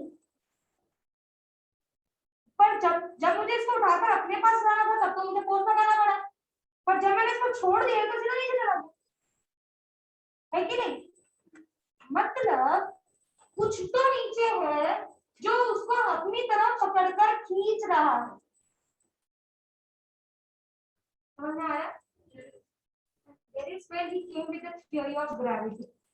तब उसने इस पे काम करना चालू किया, समझना चालू किया, सोचना चालू किया और वो ग्रेविटेशन की थ्योरी पे पहुंचा। हाँ या ना? Yes. और इसी तरीके से फिजिक्स में डेवलप होता है स्टूडेंट्स। जो इंटरेस्ट है ना, मैं बेसिकली मुझे फिजिक्स आता है इसका मतलब ये नहीं है ना मेरी मम्मी ने जब मुझे बर्थ किया हुआ था आई वाज अ न्यूटन या I am a Newton. No, I am developing interest because I try to find reason behind everything. ये दुनिया में जो होता है ना मैं उसका रीजन फाइंड आउट करने की कोशिश करती हूँ, मैं उसको देखने की कोशिश करती हूँ कि चल क्या रहा है, what is going on. But it is not only about a subject known as physics. It is related to all the subjects. आपको जिस भी सब्जेक्ट में इंटरेस्ट है, मैं तो फिजिक्स वाली हूँ तो फिजिक्स करूंगी, या साइंस वाली हूँ तो साइंस करूंगी, but it is related to every subject. और जब किसी सब्जेक्ट के बारे में सोचना शुरू करते हो ना, आप उसमें मास्टरमाइंड कर जाते हो। अब इकोनॉमी के बारे में सोचना शुरू करो, आपको लगेगा ऐसी क्या थ्योरी में डेवलप करूं कि बहुत ज्यादा प्रॉफिट हो। आप बिजनेस के बारे में सोचना शुरू करो, आप ये सोचोगे मैं कैसे क्या बना लूं, क्या थ्योरी में अप्लाई करूं कि मैं 10 रुपए लगाऊं तो मेरे को 50 रुपए मिले, 100 रुपए मिले। You start thinking, and when you start thinking, you start developing. What I say? It's not ever easy. बैठे बिठाए कुछ नहीं आता, बट करना है तो सोचना पड़ेगा, और सोचना है तो सिर्फ सोचना नहीं है, उसको कहीं पर लिखना पड़ेगा। Physics is all about writing, thinking and writing. रास्ते में चल रहे हो, आपने अचानक से कुछ देखा, आपको ये फील हुआ ये ऐसा क्यों हो रहा है, ऐसा ही क्यों हो रहा है, कुछ और भी तो हो सकता था। This is where your question starts. You come to the teachers, ma'am ऐसा हुआ है। अगर वो वैलिड क्वेश्चन है, टीचर तुमको बोल देगा उसका राइट आंसर क्या है। अगर वो वैलिड क्वेश्चन नहीं है, तो टीचर तुमको बोल देगा कि ऐसा नहीं ऐसा होता है, मतलब राइट और रॉन्ग दोनों के पीछे क्या हो, रीजन है। तुम्हारा क्वेश्चन कभी भी चाइल्डिश नहीं होता। जब आप क्वेश्चन पूछना चालू करते हो ना, मतलब आप डेवलप हो। जब आप मुंह बंद करके सिर्फ बैठ कर सुनना चालू करते हो, जो आपने 2 साल से किया है, तब आप अपने आप को खत्म करते हो। अब अपनी थिंकिंग वही स्टॉप कर दो। Why you watch the series? एक सीरीज देख लिया, दूसरी सीरीज में क्यों इंटरेस्ट आता है? आप सोचते हो अरे अब आगे क्या हो, पता चलना चाहिए इसका एंड क्या है। That's why you develop interest है ना, क्योंकि आप सोचते हो, you have to think। और फिजिक्स के बारे में सोचना है तो देश दुनिया से अलग जाने की जरूरत नहीं। मम्मी घर में खाना बना रही है, there is a physics। आप रोड पे चल रहे हो, there is a physics। आप किसी से बात कर रहे हो, there is a physics। आप पे लाइट आके गिर रही है, there is a physics। आपके पास फैन से हवा आ रहा है, there is a physics। Current electricity घर में यूज कर रहा है, there is a physics। Physics is everywhere. तो फिजिक्स कुछ अलग है नहीं, फिजिक्स तो वही सब्जेक्ट है जो आपके आजू बाजू हो रहा है उसको लिख के दे देते हैं, और हमारे लिए नया बहुत अच्छा सब्जेक्ट तैयार कर देता है जिसमें दिमाग खराब करके रख दिया। समझ में आया? अब ये क्वेश्चन जो डेवलप हुआ कि ठीक है, अर्थ के अंदर ऐसा कुछ तो है, there is something which is somewhere attracting everything towards it. ये तो समझ गया भाई, मुझे जिस डायरेक्शन में खींचना है फोर्स उस डायरेक्शन में होना जरूरी है। मतलब अर्थ कहीं ना कहीं फोर्स डेवलप कर रहा है, और वो फोर्स डेवलप करके फोर्स का डायरेक्शन कहाँ है, नीचे की तरफ, है ना? या नाउ द क्वेश्चन कम्स कि अगर फोर्स का डायरेक्शन नीचे की तरफ है, if it is there, moon क्यों नहीं खींचा चला आ रहा है, सन क्यों नहीं खींचा चला आ रहा है, और प्लैनेट्स क्यों नहीं खींचे चला आ रहे हैं? मून कैसे स्टेबल वहीं पे बड़ा हुआ है, उसको भी धड़ाम से गिर जाना चाहिए, है कि नहीं? हमारे पास तो एक सिंगल मून है, अलग अलग प्लैनेट्स के पास तो 63 64 मून है। हमारा प्लैनेट है जिसके पास सिंगल मून, बाकी जो और प्लैनेट्स है ना हमारे सोलर सिस्टम में, किसी के पास 60 मून है, किसी के पास 50 मून है, मून ही मून है, तो उसको भी गिर जाना चाहिए। और वो तो बड़ा हुआ है, वो तो अपना आराम से गोल गोल गोल गोल घूम रहा है, दिन रात हो रहा है, ये सारी फिनोमेना शुरू हो गए। Even there is a story behind this also. Newton was so enthusiastic about all these things, उसने अपनी आंखें खराब कर ली इसी चक्कर में। जो सन का एक्लिप्स होता है ना, वो ट्राई कर रहा है उसे देखेगा, उसको एग्जैक्टली वहां पे चल के आ रहा है। और हम लोग को बेसिकली मना किया जाता है कि जब ऐसा भी कुछ ग्रहण वगैरह लगे तो ऊपर में देखना है। हमारे पेरेंट्स बोल देते हैं ऊपर मत देखो, सन को मत देखो, देखना है तो पानी में देखो, what is actually going on.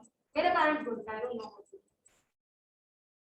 पर उसने क्या किया, वो ट्राई करता था कि मैं उसको देखूंगा, टेलीस्कोप लगा के देखूंगा कि चल क्या रहा है। उस चक्कर में उसकी पूरी आई, वो लास्ट तक वो ब्लाइंड हो गया था। तो एक से पूरी देखा था, एक आंख बंद पूरी, वो टाइम पे इतना डेवलप एक टेलीस्कोप वाला फिनोमेना नहीं, कभी एक आंख कभी दूसरा आंख, ट्राई किया हो जो भी है, but he was blind. Marie Curie was the scientist जिन्होंने रेडियो आइसोटोप्स निकाला। What is radio isotopes? ये कुछ ऐसे एलिमेंट्स होते हैं जो कंटिन्यूअसली एमिट करते हैं रेडिएशन, इनसे बम वगैरह बनाया जाता है। हाँ, uranium is one of the example. इनसे कंटिन्यूअसली एमिशन होता है। अगर आप ऐसे किसी एरिया में रहते हो जहाँ पे रेडियो आइसोटोप्स का बन रहा है, कैंसर होने का चांसेस 100% है। वो बॉडी में जाके बैठ जाता है और बॉडी से कभी खत्म नहीं होता, कभी ना खत्म होने वाली चीज है। मैरी क्यूरी, उसका family died because of this, क्योंकि उन्होंने ऐसे चीज पे रिसर्च किया, ऐसे चीजों के बारे में सोचा, मैं क्या फायदा हुआ। आज के टाइम में कितने सारे कैंसर पेशेंट को वो ट्रीट कर रहा है, वो तो मर गए, पर उनके रिसर्च ने, उनकी थिंकिंग ने कितनी बड़ी चीज डेवलप करके दी है कि आज कितने लोगों का मेडिकल ट्रीटमेंट उसी चीज पे हो रहा है। वो find it out. So this is where our thinking starts. This is where to develop interest in science. So we came to the conclusion that there is a force which is attracting everything towards it, towards the center of the earth. और के अंदर ऐसा कोई force है जो continuously हर चीज को अपनी तरफ सेंटर की तरफ खींचने की कोशिश कर रहा है, which is called as gravitational force, जिसको उसने नाम दिया ग्रेविटेशनल फोर्स। है फोर्स ही, पर उसने नाम दे दिया ग्रेविटेशनल फोर्स।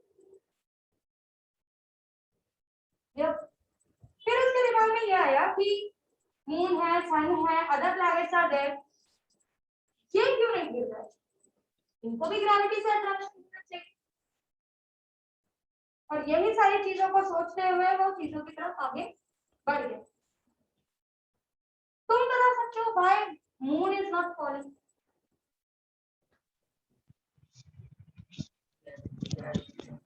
क्योंकि मून के पास भी ग्रेविटेशन फोर्स है खुद का। क्या हुआ, फिर से बोलो।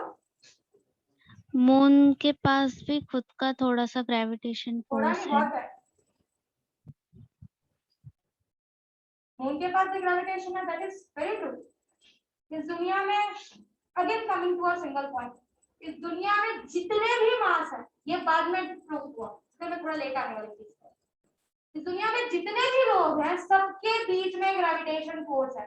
बाद में न्यूटन को ये पता चला कि जितने भी मासेस हैं, जितने भी masses, a pen, a book, you two people, everyone here, सबके बीच में ग्रेविटेशनल फोर्स एक्सिस्ट करता है। मतलब ग्रेविटेशनल फोर्स मास की वजह से होता है। प्लीज, तो जो वर्ड मैं बहुत फोकस कर रही हूँ, उस पर जरा ध्यान दो। You two people are sitting, there is a gravitational force in between two people. हम तो नहीं चिपक जा रहे, और रास्ते चलते चलते किसी से चिपक भी मत जाना। अरे ग्रेविटी ग्रेविटी, ये काम भी मत करना। क्या अपने भाई बहन से झगड़ा करने का मूड हो और चिपक जाओ, अरे ग्रेविटी ग्रेविटी, पकड़ वाली खींच के हो, ग्रेविटी कुछ नहीं रह जाएगा। और बॉयज, ये टेक्निक तो ट्राई ही मत करना, ठीक है? But gravity, it exists between every masses in the world, every. but ma'am, हम तो अर्थ से चिपके हुए, एक दूसरे से चिपक ही नहीं रहे हैं, है ना? वरना मुझे तो एकदम शील्ड वील्ड पहन के आना पड़ता पढ़ाने के लिए, तुम लोगों को भी एकदम शील्ड वील्ड पहन के आना पड़ता, जहाँ बैठे वहां मैग्नेट की तरह चिपक जाते। सॉरी गर्ल्स, बट ऐसा हो सकता था, है ना? बट ऐसा हो रहा ना, व्हाट इज द रीजन? मैंने ऐसा क्यों नहीं किया? अगर हर चीज के बीच में ग्रेविटेशनल फोर्स है, तो why we are not getting attracted towards each other? दो क्वेश्चंस आ गए अपने पास। Why moon is not falling? Some people said ma'am moon के पास भी अपना ग्रेविटेशनल फोर्स है, आई मानती हूं। दूसरा, हर मास के बीच में ग्रेविटेशनल फोर्स है, मेरे तुम्हारे बीच में है, तुम्हारे तुम्हारे खुद के बीच में है, पेन और पेन के बीच में है, पेन और बुक के बीच में है, मेरे और पेन के बीच में है, मेरे और लैपटॉप के बीच में है, मेरे और इस बोर्ड के बीच में है, everything. Then why we are not getting attracted? ये दो क्वेश्चन दिमाग में आ गए। पहले क्वेश्चन का आंसर, व्हाट्स द टाइम? 2:45। ठीक, आंसर मिल गया। ठीक है, let's understand first why this moon is not falling. ये मून गिर क्यों नहीं है? तुमको पता है जितने भी प्लैनेट्स है ना, उनके पास भी मास है, इवन दे हैव अ मास, उनके बीच में भी ग्रेविटेशनल फोर्स, सारे प्लैनेट्स के बीच में ग्रेविटेशनल फोर्स। फिर मैम प्लैनेट तो इतने बड़े बड़े हैं, वो क्यों एक दूसरे को अट्रैक्ट नहीं कर रहे? सन और मून के बीच में, सन के साथ आपका अर्थ पड़ा हुआ है, दिस इज द सन, उसके आजू बाजू में सब प्लैनेट्स है, इनके बीच में भी ग्रेविटेशनल फोर्स। और कहीं ना कहीं ये ग्रेविटेशनल फोर्स जो है ना, ये रिस्पांसिबल है कि मेरा अर्थ है ना, और बाकी के जो सोलर सिस्टम है, बाकी के जो प्लैनेट्स है, वो सन के सिस्टम को छोड़ के बाहर भी जा रहे हैं। आपको पता है ना ये बात? यस। तो हमारा जो प्लैनेट है, सन के आजू बाजू घूमता है, बहुत बेसिक फिनोमेना है ये। इस पे भी थीसिस थी, and come to that story also. अब हमको बताइए कि हमारा जो प्लैनेट्स है, वो सन के आजू बाजू घूमता है, तो ये अपना जो भाई दोस्त सन है, उसको छोड़ के क्यों नहीं जा रहा? रीजन इज उनके बीच में और सारे प्लैनेट्स के बीच में there is a gravitational force. तो मैम, अब तो प्लैनेट सन इतना बड़ा है, प्लैनेट को इसके अंदर गिर जाना चाहिए जाके, तभी नहीं हो रहा है। आराम से अपने सिस्टम में गोल गोल गोल गोल गोल गोल चक्कर लगा रहे हैं, why I said कि God do exist. सोच पा रहे हो? अर्थ के पास इतनी ताकत है कि वो हमको अट्रैक्ट कर सकता है। सन के पास इतनी, सन तो हमसे बहुत बड़ा है, उसके पास तो और ज्यादा ग्रेविटेशनल फोर्स होगा, फिर भी हमारे प्लैनेट सिर्फ उसके आजू बाजू घूमते हैं, उसके अंदर नहीं जाते। क्योंकि ग्रेविटी का तो काम है खींच लेना, अट्रैक्ट कर लेना, फिर भी सिर्फ अट्रैक्ट ऊपर पड़े हुए, कोई भी इसके अंदर जाके फॉल नहीं हो। तो सबका सिस्टम कितना, मतलब I don't know how you feel, but I feel it कि भाई ऐसी खतरनाक चीज अवेलेबल होने के बाद भी सिस्टम इतना आराम से चल रहा है। मुझे पता है चीजें अट्रैक्ट होती है, हम लोग और से अट्रैक्टेड है, हम लोग एक दूसरे से अट्रैक्टेड। मुझे पता है कि सन बहुत बड़ा है, सन और प्लैनेट के बीच में भी ग्रेविटेशनल फोर्स है, और ग्रेविटेशनल फोर्स का तो काम ही है खींच लेना। तो भी ये लोग अपने ऑर्बिट में गोल-गोल घूम रहा है, कोई भी सन के अंदर जाके नहीं गिर रहा है। Clear? This is why I said that God नहीं है, इसका प्रूफ तो किसी के पास है नहीं, बट गॉड है, उसका प्रूफ किसी के पास नहीं है, पर ये जो सिस्टम बन रहा है ना, ये कहीं ना कहीं प्रूफ करता है। इसके होने का प्रूफ नहीं पा रहे कि ये हो क्यों रहा है, पर ये करने वाला कौन है इसका प्रूफ नहीं है हमारे पास। Are you understanding what I'm trying to say? Clear हो रहा है क्या बोल रही है? So gravitational force on and other planets also, but then also these planets are not going inside the sun. Gravitational force exists between Earth and Moon system also, but then also this Earth and Moon system, ये जो moon है हमारा अर्थ के अंदर नहीं आके गिरता नहीं, पड़ा हुआ है, गोल गोल घूमता है। अब ये बताती हूँ कि क्यों गोल गोल घूमता है, क्यों गिरता नहीं।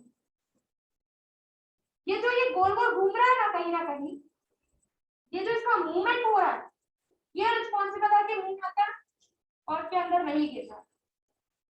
मतलब do you know about big bang theory?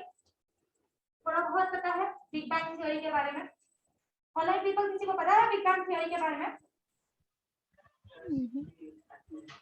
No no, ठीक है, मैं बता दूं क्या है बिग बैंग थ्योरी। ये theory one of the theory है जिसने ये बताया कि ये सन, प्लैनेट्स, मून बना कैसे, इनका डेवलपमेंट कैसे हुआ। प्रूव नहीं कर पाए, थ्योरी 100% प्रूव नहीं है, क्योंकि फिजिक्स में जब तक प्रूव नहीं होती कोई चीज आप उसको ट्रू फैक्ट नहीं बोल सकते। बट लोगों को लगा कि कहीं ना कहीं ठीक है, थोड़ी ठीक जा रही है, मतलब हो सकता है, पॉसिबिलिटी। हुआ क्या? एकदम शांति से पूरा यूनिवर्स पड़ा हुआ था, अंधेरा था एकदम यूनिवर्स। पता नहीं अचानक क्या हुआ, किसी को सब क्वेश्चन मार्क है, पता नहीं अचानक क्या हुआ कि सिस्टम का टेम्परेचर अपने आप बहुत ज्यादा बढ़ना शुरू हो गया, अपने आप इतना बढ़ गया, इतना बढ़ गया कि बड़ा सा गोला क्रिएट हो गया बिकॉज़ ऑफ सन। उसका टेम्परेचर इतना हाई था, उसमें इतनी एनर्जी थी कि उसमें से फूटकर बहुत सारी चीजें बाहर की तरफ एक्सप्लोड हुई। हाँ, एक बड़ा सा गोला बना, उसमें इतनी एनर्जी थी। जब किसी चीज के अंदर एनर्जी होती है, बम कैसे फूटता है, बम के अंदर बहुत एनर्जी होती है, जब बम गिरता है उसके अंदर इतनी एनर्जी होती है कि फूट जाता है। अब एक बैलून लो, उसमें बहुत सारा पानी भर दो, अगर आपने हद से ज्यादा पानी भर दिया, हद से ज्यादा हवा भर दिया, थोड़ा सा वो मूवमेंट करेगा फूट जाएगा। सेम हैपेंड विद द सन। उसके अंदर इतनी एनर्जी थी कि अचानक से वो एक्सप्लोड होकर ये सारे धीरे धीरे जो प्लैनेट्स आए हैं, ये सब प्लैनेट्स सन के अंदर से बाहर है। स्टार्टिंग के सारे प्लैनेट्स आपके गोले की तरफ फायर बॉल्स जैसे। धीरे धीरे टाइम बीता, प्लैनेट्स ठंडे होने शुरू हुए। जो हैवी प्लैनेट्स थे वो अंदर की तरफ रह गए, जो हल्के वाले प्लैनेट्स थे वो बाहर की तरफ चले गए। मैंने ऐसा क्यों? कभी घी को बनते हुए देखा, आटा बनता है, घी जो होता है वो हमेशा से ऊपर की तरफ साइड में आ जाता है क्योंकि वो हल्का होता है, हल्की चीज हमेशा बाहर निकल जाती है। जो हल्के प्लैनेट्स थे वो बाहर की तरफ आ गए, जो हैवी प्लैनेट्स थे वो अंदर की तरफ रह गए। पहले सारे प्लैनेट्स आपके गोले थे, देवर फायर। धीरे धीरे धीरे धीरे ठंडा होना स्टार्ट हुआ चीजें। अभी भी कुछ प्लैनेट्स गर्म है, अभी भी स्टिल है। हमारा अर्थ का कोर अभी तक गर्म है, उसका गर्म होना जरूरी है। वॉल्केनिक इरप्शंस होते हैं, कहाँ से होते हैं? यही से। हमारा कोर अभी भी गर्म है, उसका गर्म होना जरूरी है। तो धीरे धीरे ऊपर का सरफेस ठंडा होना स्टार्ट हुआ, ठंडा होना स्टार्ट हुआ, फिर वहां पे भाप बना, भाप बना, बारिश हुई, बारिश होके ओशंस बने, ओशंस बना, वहां पे एमीबास का प्रोडक्शन हुआ। ऐसे धीरे धीरे धीरे धीरे डेवलप। क्लियर हुआ बिग बैंग थियरी क्या है? तो लोगों ने ये बोला कि ये जब बिग बैंग की ये जो चीज हुई ना, ये जब हुई ना, तभी हमारे जो भी चीज जो भी निकला। अब ये मून कैसा बना? Moon is a part of our system, earth का। और में भी एक एक्सप्लोजन हुआ और एक जाके ऊपर एक चीज अटक गई, that is the moon. This all things are theory. 99% हमारी चीजों के साथ मैच होता है, तो हम कहीं ना कहीं उसको पढ़ के आगे बढ़ जाते हैं। समझ रहे हो? सो तो नहीं रहे हो ना? मैं कहानी सुनाऊं, हम लोग सुन रहे हैं। These things are the stories. सुनने में बहुत अच्छा लगता है, जब मैथमेटिक्स करेंगे ना तब पागल हो जाओगे। अब ये मून बन गया, तो लोगों ने ये बोला कि जब ये बना ना, तभी ये गोल गोल घूम रहे थे। मतलब पहले से इनके पास एक वेलोसिटी थी। क्यों थी, कैसे आई, किसी के पास आंसर नहीं। मतलब जब मेरा ये प्लैनेट बाहर आया, ये ऑलरेडी ऐसे ऐसे ऐसे घूम रहा था।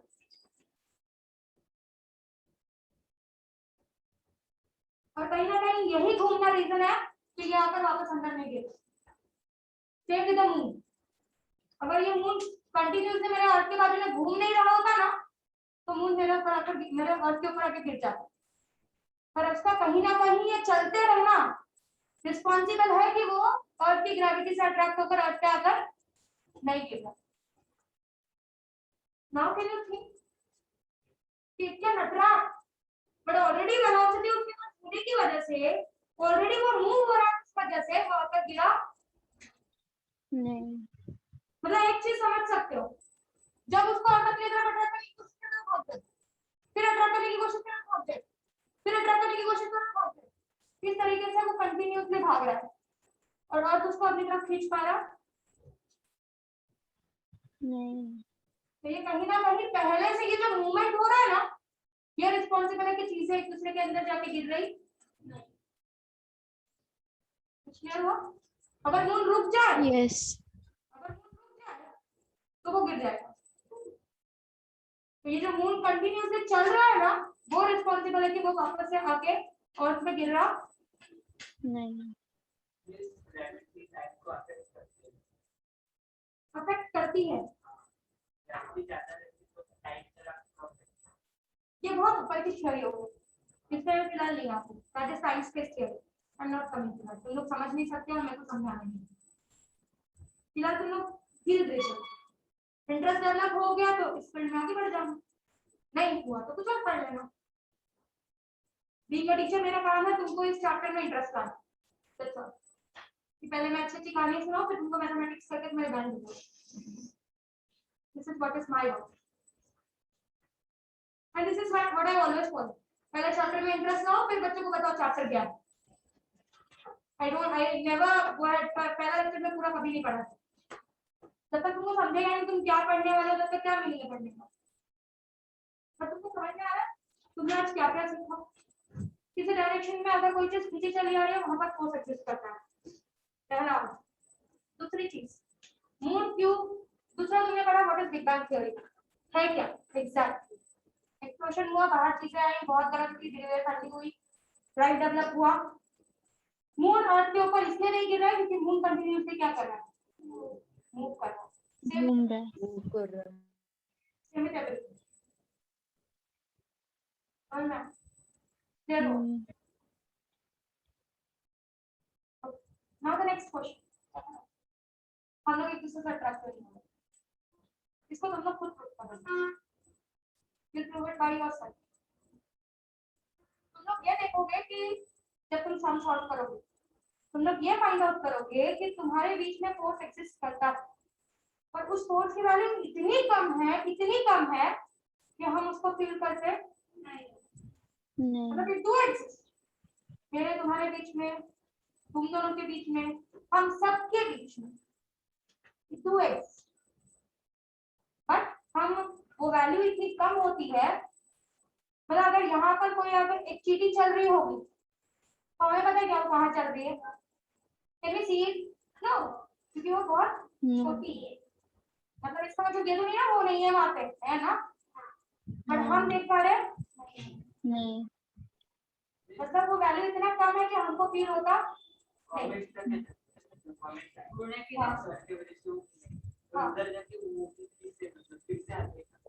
हाँ, वो उनका एक ऑर्बिट सेटअप होता है जिनके जिस एक पर्टिकुलर पॉइंट के बाद वो आगे नहीं आ पाते, तो जिस पॉइंट के बाद वो आगे नहीं आ पाते वहां से वो घूम जाते हैं, फिर वो अपना पुराना वाला जो पाथ है वो कवर करते हैं, फिर वो आगे अंदर आने की कोशिश करते हैं। अगर उनकी लाइफ रह गई तो फिर वो घूमने के, अगर बीच में कोई आकर उसको किसी चीज का धक्का दे दिया तो फिर वो कहीं और चला जाता है। अट्रैक्शन, फोर्स, ये सेम सेम अट्रैक्शन, अट्रैक्शन और उसका खुद का मूवमेंट। अरे क्या थोड़ा बहुत तो कुछ समझा होगा फिजिक्स से related? yes This is all related to astrophysics. This is a branch of physics which deals with planets, stars, interstellar in atmospheric में क्या situation चल रही है, space objects, astronomical objects, इन सारी चीजों के बारे में ये physics पढ़ाई करता है, which is basically my physics, which is Einstein.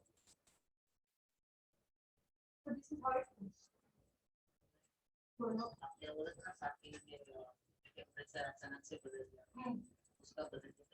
किसी को नहीं पता। That is what I said कि ये theory 100% प्रूफ नहीं है, क्योंकि किसी को इसका आंसर ही नहीं पता।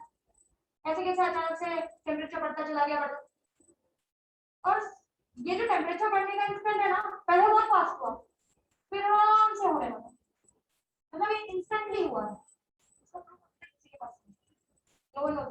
इससे अच्छे अच्छे थियरीज बनाई गई होती है जिसने और अच्छे से हमारे डेवलपमेंट को प्रूव किया, इसीलिए बिग बैंग थ्योरी को एक अच्छी थ्योरी मानी जाती है, बट इसने प्रूव कर दिया ऐसा नहीं बोला जाता, मतलब जिसने इसको निकाला उसको नोबेल प्राइज दे देते।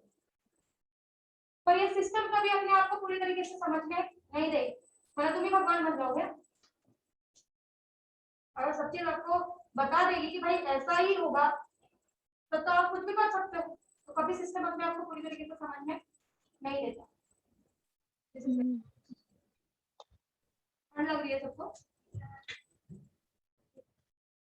जो लोग सो रहे हैं ना उन्हीं को ठंड लग रही है, जो लोग सोच रहे हैं और सुन रहे हैं ना उनको ठंड नहीं लगेगी। हाँ नहीं तो मुझे क्यों नहीं लग रही है? क्योंकि मैं तो सब इमेजिन कर रही हूँ कि मेरे लिए तो बहुत बेसिक स्टडीज है, हमें थोड़ी अभी ऐसा पढ़ते हैं, बच्चों वाली कहानी आएंगे हमारे लिए, तुम्हारे लिए समथिंग ही है। क्लियर हो रहा है? अब अगर किसी ने पूछा कि why do moon does not follow the earth, moon have a velocity, वो भी मूव होता है, रुक जाए गिर जाए। दूसरा, gravitational force exists between each and everything in this universe. We do not feel, the value is very small. And that is what we are going to prove with the help of science. Clear? yes So this is okay. I take your lecture till 2:50. ठीक है, ये हो गया। चलो heading of gravitation और definition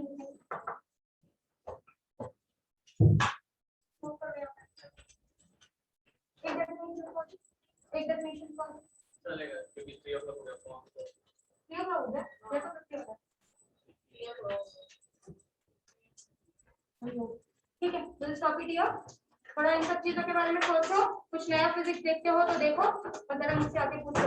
ऐसे बोल tell me the online people, जरा आप देश की अपने देश की दुनिया में ऑब्जर्व करो, कुछ नया निकालो और आके पूछो। Bye everyone. Okay, thank you. thank you miss